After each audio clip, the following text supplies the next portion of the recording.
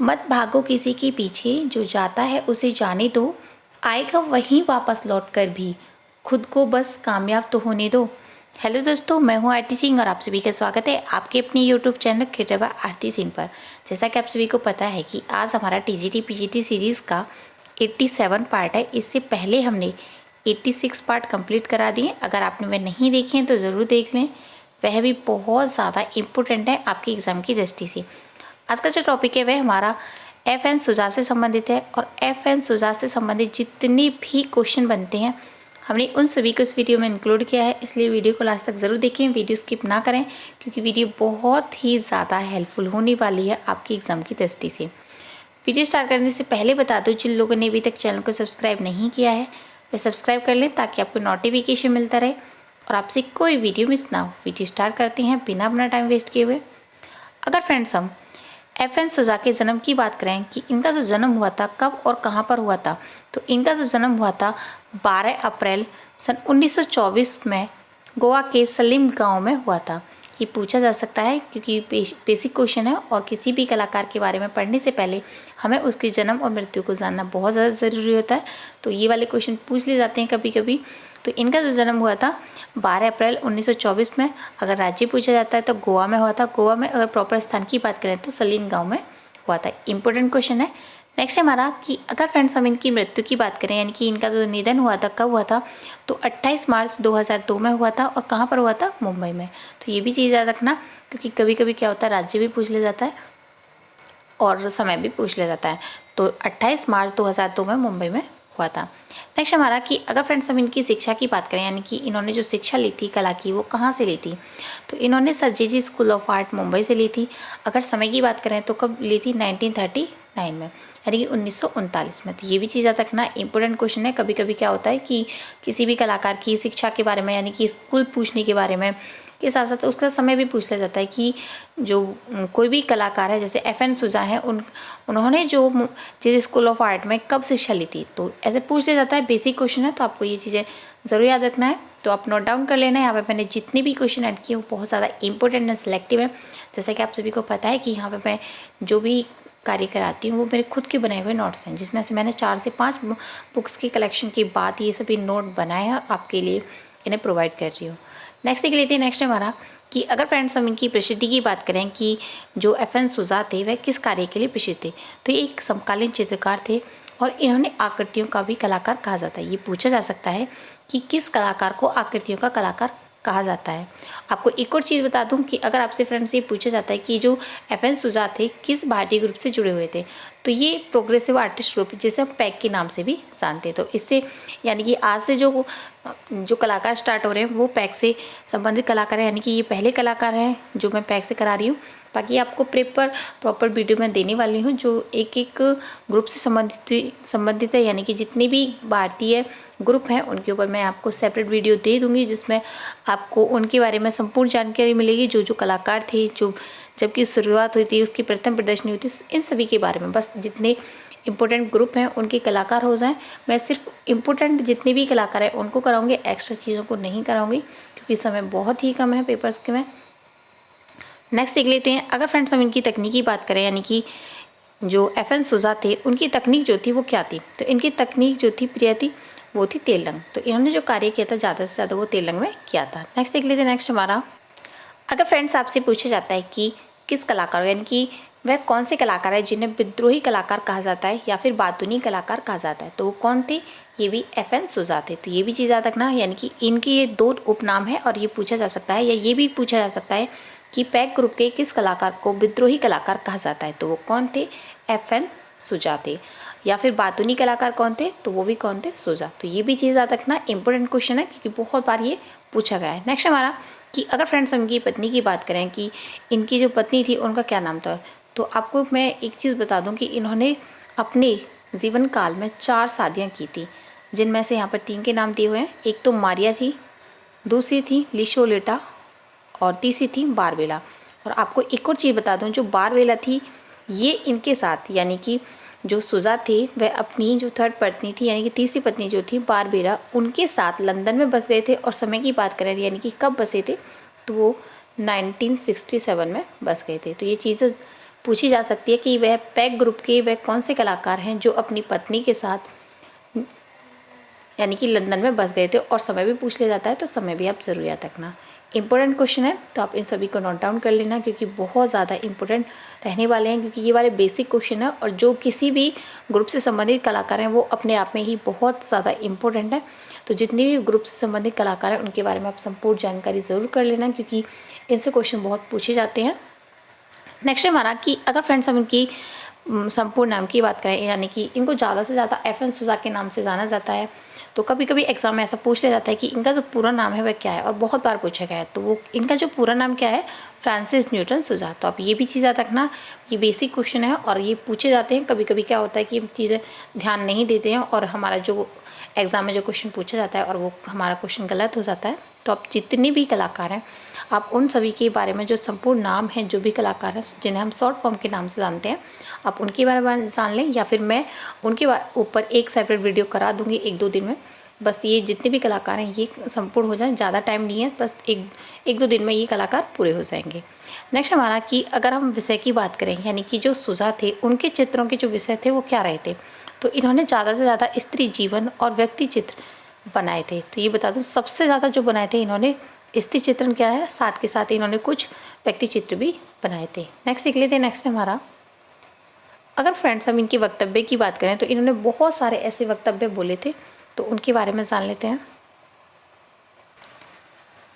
इनके द्वारा दिया गया जो पहला वक्तव्य है तो वो ये था, सारी सभ्यता ही निशरना की तरह है। ये पूछा जा सकता है कि पैक ग्रुप के किस कलाकार के द्वारा ये कहा गया था कि सारी सभ्यता ही निशरना की तरह है, तो वो कौन थे, तो वह सूज़ा थे। नेक्स्ट है, इनके द्वारा एक और वक्तव्य बोला गया था, वो ये था कि मैंने शुद्ध कला के समस्त सिद्धांतों को ताक पर रख दिया है और सूरज को बचाकर अपनी ज़िंदगी के प्रिज्म से इंद्रधनुष बनाई हुई ब्रह्मांड तुम्हारा हो गया है। यानी कि ये जो वक्तव्य बोला गया था ये किसके द्वारा बोला गया था, तो ये सूज़ा के द्वारा बोला गया था। यहाँ पे मैंने जितने भी वक्तव्य जो ऐड किए हैं वो अपने आप में बहुत इंपॉर्टेंट है और कहीं ना कहीं पूछे गए हैं एग्जाम्स में। तो आप इन सभी वक्तव्यों को इनके याद कर लेना, यानी कि रट लेना, या फिर उन सभी को नोट डाउन भी कर लेना साथ के साथ, ताकि जो अगर हम चीज़ें लिख लेते हैं पढ़ने के बाद तो वो जो चीज़ें हैं हमारी बहुत ज़्यादा स्ट्रॉन्ग हो जाती हैं। तो यहाँ पे जितने मैंने वक्तव्य बताए आप नोट डाउन कर लेना। नेक्स्ट हमारा कि मैंने अपनी माँ के गर्भ की दीवारों पर म्यूरल पेंट किए हैं। ये पूछा जा सकता है कि पैक ग्रुप के यानी कि प्रोग्रेसिव आर्टिस्ट ग्रुप के वह कौन से कलाकार हैं जिन्होंने कहा था कि मैंने अपनी माँ के गर्भ की दीवारें जो होती हैं उन पर म्यूरल पेंट किए हैं, तो वो कौन से कलाकार थे, तो ये सूज़ा थे। नेक्स्ट हमारा, मैं पेंट करने के लिए जीता हूँ और जीने के लिए पेंट करता हूँ। ये भी बहुत बार पूछा गया है, टीजीटी पीजीटी में तो बहुत बार पूछा गया है कि ये किस कलाकार ने बोला था कि मैं जो पेंट करने के लिए जीता हूँ और जीने के लिए पेंट करता हूँ, तो वो कौन थे, सूज़ा। ये भी चीज़ याद रखना, यहाँ पर बहुत ज़्यादा इंपॉर्टेंट है और इंटरेस्टिंग क्वेश्चन है। ये पूछे भी जा सकते हैं अगर नहीं पूछे गए हैं, लेकिन ज़्यादा से ज़्यादा पूछे ही गए हैं। नेक्स्ट है, अभी तक मैंने आपको जितनी चीज़ें बताई वो इंपॉर्टेंट थी, जो कि मैं अपनी ओर से ऐड करती हूँ, लेकिन यहाँ पर जितने मैं क्वेश्चन अब ऐड कर रही हूँ वो कहीं ना कहीं कोई एग्जाम्स में पूछे गए हैं, तो आप इन चीज़ों को भी हम कवर कर लेते हैं। फर्स्ट हमारा कि अगर फ्रेंड्स आपसे पूछा जाता है कि इनका जो जन्म हुआ था, यानी कि सूज़ा का जन्म कब और कहाँ पर हुआ था, तो 1924 में हुआ था। और राज्य की बात करें तो कहाँ पर हुआ था, तो इनका जो जन्म हुआ था राज्य में गोवा में हुआ था। और समय मैं आपको बता चुकी हूँ कि इनका जो जन्म हुआ था 12 अप्रैल सन 1924 में हुआ था, और कहाँ पर हुआ था, गोवा के साली गांव में हुआ था। नेक्स्ट हमारा कि पैक कलाकार समूह के जो संस्थापक थे वो कौन थे, तो ये भी चीज़ याद रखना। और बहुत बार पूछा गया है कि जो पैक कलाकार समूह है उसके संस्थापक जो माना जाता है वह किसे माना जाता है, तो एफ.एन. सूज़ा को माना जाता है, यानी कि फ्रांसिस न्यूटन सूज़ा को माना जाता है। नेक्स्ट हमारा कि फ्रांसिस न्यूटन सूज़ा की जो आत्मकथा है जिसका नाम था बर्ड्स एंड लाइन्स, कब प्रकाशित की गई थी, तो ये कब की गई थी, 1959 में। आपको एक और चीज़ बता दूँ, ये वाला क्वेश्चन भी आपको डायरेक्टली भी एग्जाम में देखने को मिल सकता है कि जो बर्ड्स एंड लाइन्स नामक जो आत्मकथा है वह किस कलाकार के द्वारा लिखी गई, यानी कि किस प्रोग्रेसिव आर्टिस्ट ग्रुप के कलाकार के द्वारा लिखी गई, तो वो कौन थे, एफ.एन. सूज़ा। और कब लिखी गई थी, 1959 में। नेक्स्ट हमारा कि पैक कलाकार समूह के किस कलाकार ने अपने चित्रों में ब्लैक कार्ड तकनीक का प्रयोग किया था, तो वे कौन से कलाकार थे, एफ.एन. सूज़ा थे। ये बहुत बार पूछा गया क्वेश्चन है, तो आप ये वेरी इंपॉर्टेंट क्वेश्चन है, तो आप इसे नोट डाउन कर लेना।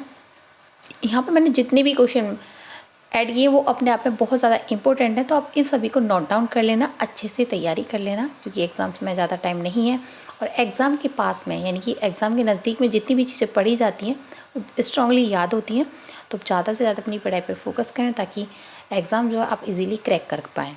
नेक्स्ट हमारा कि अगर फ्रेंड्स आपसे पूछा जाता है कि गोवा के ग्रामीण व मुंबई के शहरी जीवन का जो चित्रण किया था वह किस चित्रकार ने किया था, तो वो फ्रांसिस न्यूटन सुजा के द्वारा किया गया था। ये भी चीज़ याद रखना, कहाँ का, गोवा, ग्रामीण और मुंबई के शहरी जीवन का। नेक्स्ट देख लेते हैं। नेक्स्ट है, और आप सभी को पता है कि इनका जो जन्म हुआ था गोवा में, तो ऑब्वियसली बात है कि इन्होंने ही चित्रण किया होगा। नेक्स्ट हमारा कि पैक कलाकार समूह का पहला जो घोषणा पत्र था वह किसने दिया था। ये एक संस्थापक तो थे ही, साथ में ही इन्होंने जो प्रथम घोषणा पत्र था जो प्रोग्रेसिव आर्टिस्ट ग्रुप का, वो भी इनके द्वारा ही लिखा गया था। तो वो कौन थे, फ्रांसिस न्यूटन सुजा। नेक्स्ट हमारा, फ्रांसिस न्यूटन सुजा ने कला शिक्षा कहाँ से प्राप्त की थी, ये भी मैं आपको बता चुकी हूँ। कहाँ से की थी, जीजे स्कूल ऑफ आर्ट। अगर समय की बात करें तो 1939 में की थी। नेक्स्ट हमारा कि सुजा के जो आरंभिक चित्रण पर किन पश्चिमी कलाकारों की कला का प्रभाव था। कभी कभी क्या होता है कि वह आपसे पूछ ले जाता है कि जो कोई भी कलाकार है या फिर सुजा है वो किस प्रभाववादी यानी पाश्चात्य जो बाद है वो किस बात से संबंधित है या फिर किस पाश्चात्य कलाकार से प्रभावित है। तो यहाँ पे क्या पूछा गया है, कलाकार के बारे में। तो ये कहाँ किससे प्रभावित है, तो ये थिएगो रिवेरा और जॉर्ज ओर्जेको, इन दो कलाकार से बहुत ज़्यादा प्रभावित थे। नेक्स्ट देख लेते हैं, पैक का एक ऐसा कलाकार जिसका जो जन्म हुआ था रोमन कैथलिक परिवार में हुआ था, तो वो कौन थे, सुजा थे। ये भी बहुत बार पूछा गया है, तो आप ये चीज़ याद रखना। आपको मैं इनके बारे में बता चुकी हूँ कि इनका जन्म जो हुआ था कहाँ पर हुआ था, तो गोवा की साली गांव में हुआ था। और समय की बात करें तो 1924 में हुआ था, यानी कि 12 अप्रैल 1924 में हुआ था। नेक्स्ट हमारा कि सुजा की जो कर्मस्थली थी वह कहाँ थी, यानी कि कौन सा शहर था या फिर कौन सा स्टेट था, तो ये मुंबई में था, यानी कि महाराष्ट्र के मुंबई में। नेक्स्ट देख लेते हैं। नेक्स्ट हमारा, अगर फ्रेंड्स आपसे पूछा जाता है कि जो सुजा थे उन्होंने गौतिक शैली से प्रभावित होकर किस प्रसिद्ध चित्र का निर्माण किया था, तो वह कौन सा चित्र था, आदम एवं एव का स्वर्ग से बहिष्कार। या फिर ये वाला क्वेश्चन आपसे ऐसे भी पूछने को मिल सकता है एग्जाम्स में कि प्रोग्रेसिव आर्टिस्ट ग्रुप के वह कौन से कलाकार थे जिन्होंने गौतिक शैली से प्रभावित होकर ये चित्रण किया था, यानी कि आदम एव का स्वर्ग से बहिष्कार जो चित्र बनाया था वह किसके द्वारा बनाया गया था, तो ये सुजा के द्वारा बनाया गया था। आपको एक और चीज़ बता दूं कि जो चीज़ें अगर हमको स्ट्रांगली याद हो जाती हैं, तो अगर एग्जामिनर उन क्वेश्चन को कैसे भी घुमाकर पूछ लेता है तो आप इजीली उनको टिक कर ले जाते हो। लेकिन अगर आपको बेसिक चीज़ें ही नहीं पता होता है तो आपका जो एग्ज़ाम्स हैं वो ज़्यादा खास नहीं जाते हैं या फिर आप क्रैक नहीं कर पाते। तो इसलिए आपको जो बेस है किसी भी कलाकार के बारे में या फिर किसी भी शैली के बारे में या फिर किसी भी गुफाओं के बारे में, तो आपको बेस जो वो क्लियर हैं तो आपको आगे तक, यानी कि अगर आपने एक बार अच्छे से पढ़ा हुआ है उन सभी कलाकार को या फिर किसी भी टॉपिक्स को, तो आप इजीली उस क्वेश्चन को टिक कर लोगे। अगर आप कभी भी फ्यूचर में नहीं पढ़ पाते हो किसी भी कारणवश से, तो आप किसी भी चीज़ को अगर पढ़ते हो तो वह बहुत ही ध्यान के साथ पढ़ा करो ताकि आपकी जो चीज़ें हैं वो आपकी मेमोरी में अच्छे से सेट हो जाएं। नेक्स्ट देख लेते हैं। नेक्स्ट हमारा कि स्वतंत्रता के बाद वाली पीढ़ी का एकमात्र भारतीय कलाकार जिसे पश्चिमी देशों में पहचान मिली, तो वह कौन से कलाकार थे, FN सुजा थे। तो ये भी चीज़ याद रखना। नेक्स्ट हमारा कि चित्रकार FN सुजा की जो आत्मकथा थे उसका क्या नाम था, ये भी मैं आपको ऊपर बता चुकी हूँ कि इसे कैसे भी पूछा जा सकता है, तो क्या नाम है, वर्ड्स एंड लाइन्स। ये भी चीज़ याद रखना। नेक्स्ट हमारा, अगर फ्रेंड्स आपसे पूछा जाता है कि किस कला समीक्षक ने सुजा के चित्रों की काफ़ी प्रशंसा की थी, यानी कि वह कौन से कलाकार थे जिन्होंने पैक ग्रुप की प्रमुख संस्थापक या फिर घोषणा पत्र कलाकार जो थे वो उनके बारे में प्रशंसा की थी, तो वो कौन थे, जॉन बर्गर। तो ये भी चीज़ याद रखना। नेक्स्ट हमारा, पैक कलाकार समूह का एक ऐसा कलाकार जिसने 3 बार विवाह किया था, यानी कि 3 नहीं, इन्होंने 4 बार शादी की थी, तो वह कौन थे, सुजा। तो ये भी चीज़ याद रखना। नेक्स्ट हमारा, FN सुजा के चित्रों की जो पहली प्रदर्शनी थी वह कब और कहाँ पर लगी थी। अगर समय की बात करें तो सन 1948 में लगी थी। अगर स्थान की बात करें तो ये बलीगटन हाउस लवन में लगी थी। तो ये भी चीज़ याद रखना कि इम्पोर्टेंट क्वेश्चन है। समय और स्थान दोनों ही चीज़ें आप जरूर याद रखना। कहाँ पर लगी थी, लंदन में 1948 में। नेक्स्ट हमारा, किसके प्रयासों से वर्ष 1948 में पैक की स्थापना की गई थी, यानी कि वह कौन से कलाकार थी जिनके प्रयासों से सन 1948 में पैक ग्रुप की स्थापना की गई थी, तो वो किसके प्रयासों से की गई थी, FN सुजा की। आपको एक और चीज़ बता दूँ, यहाँ पर साथ के साथ आपको 2 से 3 क्वेश्चन देखने को मिल जाते हैं एग्जाम। यहाँ पर एक तो आपको एक चीज़ पता चल जाती है कि जो पैक ग्रुप थी उसकी स्थापना जो हुई थी कब हुई थी, तो 1948 में हुई थी और किसने की थी? तो ये भी चीज़ याद रखना, FN सुजा के प्रयासों से हुई थी। तो यहाँ पर 2 क्वेश्चन आपको देखने को मिल जाते हैं। तो नेक्स्ट देख लेते हैं। नेक्स्ट हमारा कि FN सुजा ने किस लिए, जो FN सुजा थे यानी कि फ्रांसिस न्यूटन सुजा जो थी वे किस कार्य के लिए जाने जाते हैं? तो ये ज़्यादा से ज़्यादा नगन आकृतियों यानी कि न्यून जो फिगर्स होते हैं उनके लिए बहुत ज़्यादा जाने जाते हैं। जैसे कि मैंने आपको बताया कि इन्होंने स्त्री का चित्रण सबसे ज़्यादा किया है। नेक्स्ट हमारा कि किस चित्र के लिए, यानी कि इनकी जो प्रसिद्ध श्रृंखला थी, चित्र श्रृंखला थी, वह कौन सी थी? तो इनकी प्रसिद्ध चित्र श्रृंखला है दार्शनिक और प्रेमी। किसने चित्रित की है? तो FN सुजा के द्वारा। आपको एक और चीज़ बता दूं, ये पूछा जा सकता है कि पैक ग्रुप के वह किस कलाकार के द्वारा प्रदर्शनी ऑफ प्रेमी नामक श्रृंखला बनाई गई थी? तो वो कौन थे? FN सुजा। तो अब चीज़ें, ये जितनी भी चीज़ें हैं यानी कि श्रृंखला है या कोई प्रसिद्ध चित्र है, उनके बारे में आप ज़रूर याद रखा करें, क्योंकि ये वाले क्वेश्चन बहुत ज़्यादा पूछे जाते हैं। नेक्स्ट देख लेते हैं। नेक्स्ट हमारा कि अगर फ्रेंड्स आपसे पूछा जाता है कि किस कलाकार ने एक कैटलॉग में स्वयं को शैतान और दादावादियों का सुजान जे स्कूल अधिकारी कहकर पुकारे गए ऑफ आर्ट स्कूल में प्रवेश लिया था? आपको 2-3 चीज़ें यहाँ पे बता देती हूँ मैं। यहाँ 2-3 चीज़ें जो टाइपिंग एरर हो गई है। यहाँ पे एक क्वेश्चन है कि किस कलाकार ने एक कैटलॉग में स्वयं को शैतान और दादावादियों का उत्तराधिकारी कहकर पुकारा गया था? तो वो कौन थे? सुजा को बुलाया गया था। और एक क्वेश्चन यहाँ पर यह है कि जे स्कूल ऑफ आर्ट मुंबई में प्रवेश जो लिया था सुजा ने कब लिया था? तो ये चीज़ मैं आपको ऊपर बता चुकी हूँ कि इन्हें जो प्रवेश जो लिया था यानी कि उन्होंने जो वहाँ पर शिक्षा प्राप्त की थी, तो 1939 से 1940 तक इन्होंने यहाँ पर शिक्षण किया था। तो ये भी चीज़ याद रखें। यहाँ पर टाइपिंग एरर की वजह से 2 क्वेश्चन है वो ऐड हो चुके हैं। तो मैंने आपको दोनों ही चीज़ें आपको अलग अलग करके बता दी हैं कि वे, अगर ये पूछा जाता है कि वे कौन से कलाकार थे जिन्होंने कैटलॉग में स्वयं को यानी कि अपने आप को शैतान और दादावादियों का उत्तराधिकारी कहकर पुकारा, तो वो कौन थे? सुजा। नेक्स्ट देख लेते हैं। नेक्स्ट हमारा कि पैक कलाकार समूह के जो महासचिव थे वे कौन थे? तो वो थे फ्रांसिस न्यूटन सुजा। तो ये भी चीज़ याद रखना, जैसे कि आप सभी को पता है कि जो पैक ग्रुप है यानी कि प्रोग्रेसिव आर्टिस्ट ग्रुप जो है, उसके संस्थापक जो माने जाते हैं वो FN सुजा को जहाँ माना जाता है। नेक्स्ट देख लेते हैं। नेक्स्ट हमारा, जैसे कि मैंने आपको ऊपर ही बताया कि जो सुजा थे वह ब्लैक आर्ट की तकनीक से भी कार्य किया था। मैं आपको एक और चीज़ बता दूं कि जो ब्लैक आर्ट तकनीक होती है वो होती क्या है? वह क्या होता है? संपूर्ण चित्र को काले रंग से पोत कर, यानी कि जो कोई चित्र होता है उसे ब्लैक कलर से, यानी कि जो ब्लैक कलर होता है उससे पोत दिया जाता है और कहीं कहीं गाढ़े रंग की उभरे किनारों पर चमकती विकास में आकृतियों का आभास दिया जाता है। यानी कि जैसे कि कोई भी कलर्स है, ब्लैक कलर्स है, उसको पोतने के बाद वहाँ पर कहीं कहीं उसको बाहर कर यानी कि मोटा करके दिखाया जाता है। तो वो जो तकनीक होती है वो क्या कहलाती है? ब्लैक आर्ट्स तकनीक। तो ये भी चीज़ याद रखना, इंपॉर्टेंट क्वेश्चन है। ये पूछा जा सकता है कि प्रोग्रेसिव आर्टिस्ट ग्रुप के वे कौन से कलाकार थे जिन्होंने ब्लैक आर्ट तकनीक में कार्य किया था? तो वो कौन थे? सुजा। नेक्स्ट हमारा, पैक कलाकार समूह का वह कलाकार जो चेचक रोग से ग्रस्त है, यानी कि वो कौन थे? FN सुजा। ये पूछा जा सकता है, ये वाला क्वेश्चन 2 से 3 बार पूछा गया है कि वे प्रोग्रेसिव आर्टिस्ट ग्रुप के वे कौन से कलाकार थे जो चेचक जो रोग होता है उससे ग्रस्त हो गए थे? तो वो कौन थे? FN सुजा। नेक्स्ट हमारा, सुजा की वह प्रसिद्ध पेंटिंग कौन सी है जो क्रिस्टी पैलेस न्यूयॉर्क की नीलामी में 11.3 करोड़ में बिकी थी? तो वो कौन सी उनकी पेंटिंग थी? तो बर्थ। ये भी चीज़ याद रखना। और कब बिकी थी? 2005 में। और कितने में बिकी थी? 11.3 करोड़ में मिली थी। और कहाँ की, यहाँ पर मैंने 3 से 4 क्वेश्चन आपको बता दिए हैं और अलग अलग पूछे जा सकते हैं और पूछे भी गए हैं। तो कौन सी, कहाँ पर बिकी थी? वो क्रिस्टी पैलेस न्यूयॉर्क की नीलामी में बिकी थी। और किसकी थी? सुजा की। नेक्स्ट हमारा, सुजा की वह प्रसिद्ध पेंटिंग कौन सी थी जिसे वर्ष 2005 में अनिल अंबानी की पत्नी टीना अंबानी ने खरीदा? तो कौन सी थी? बर्थ। तो आपको एक और चीज़ बता दूं यहाँ पे कि यही जो पेंटिंग्स थी बर्थ नाम से, उसे जो खरीदा था सबसे ज़्यादा महंगी उसमें, तो किसने खरीदा था? अनिल अंबानी की पत्नी टीना अंबानी ने की थी, जो कि मुकेश अंबानी के भाई थे।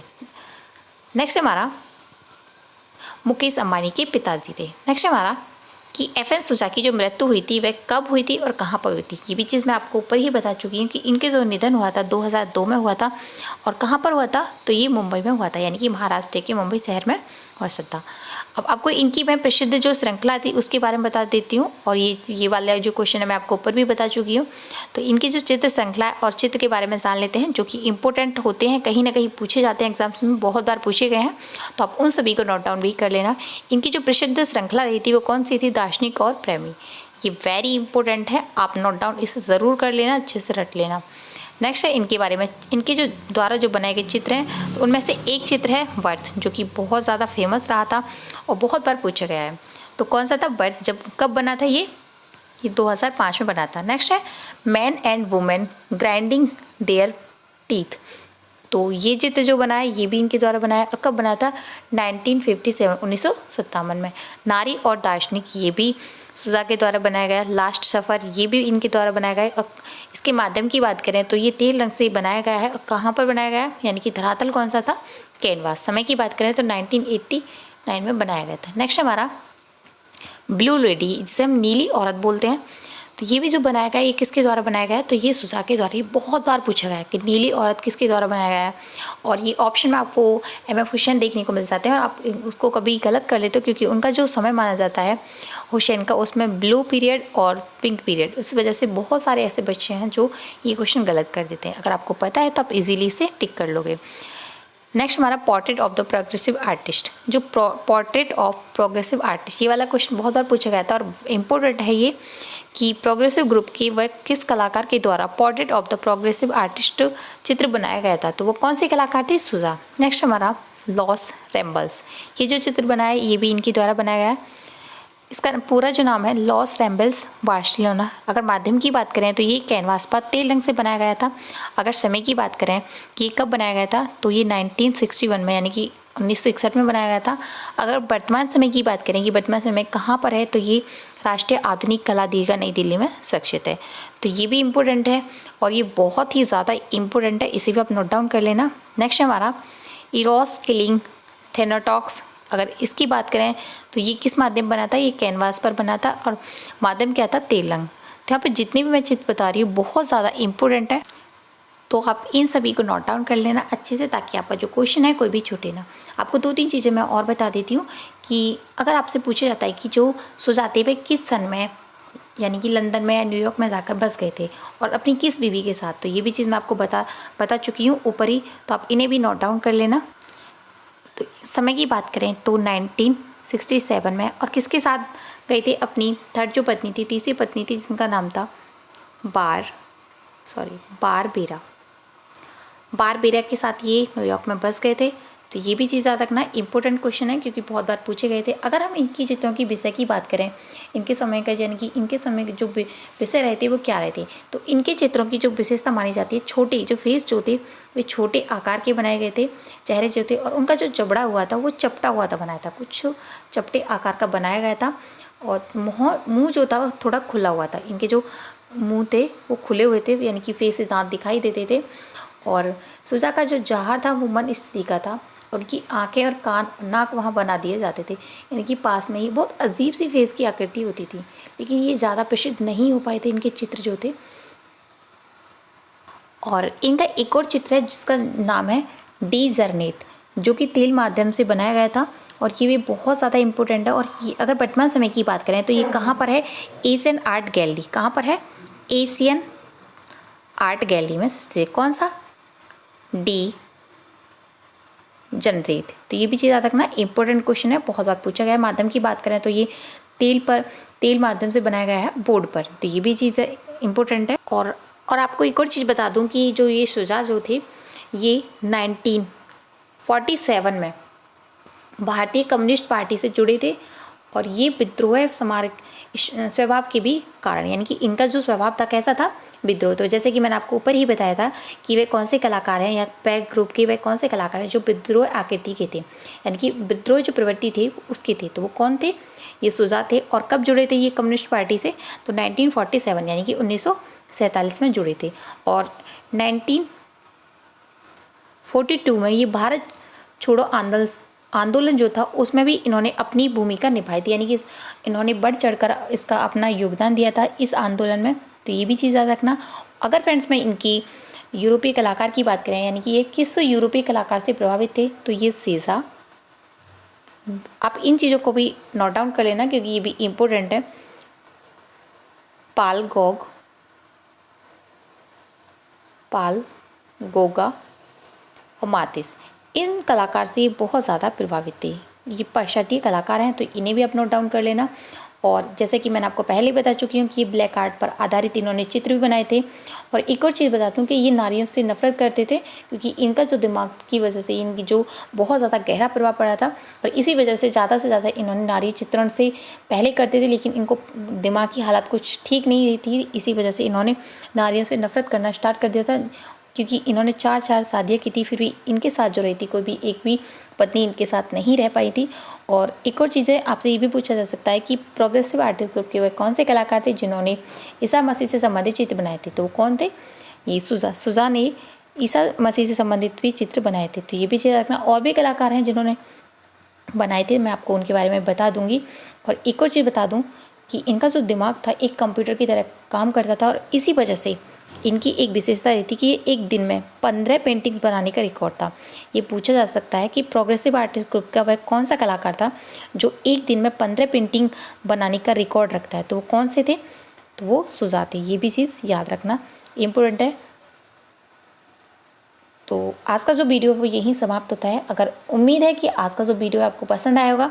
अगर वीडियो पसंद आया तो कमेंट बॉक्स में कमेंट करके ज़रूर बताएं कि वीडियो कैसा लगा, और अपने उन सभी फ्रेंड्सों को भी शेयर कीजिए जो टीजीटी, पीजीटी या फिर किसी अदर एग्ज़ाम्स की तैयारी करें, यानी कि ड्राइंग से रिलेटिव किसी भी एग्ज़ाम की तैयारी कर रहे हैं, तो आप उन सभी को भी ये शेयर कीजिए।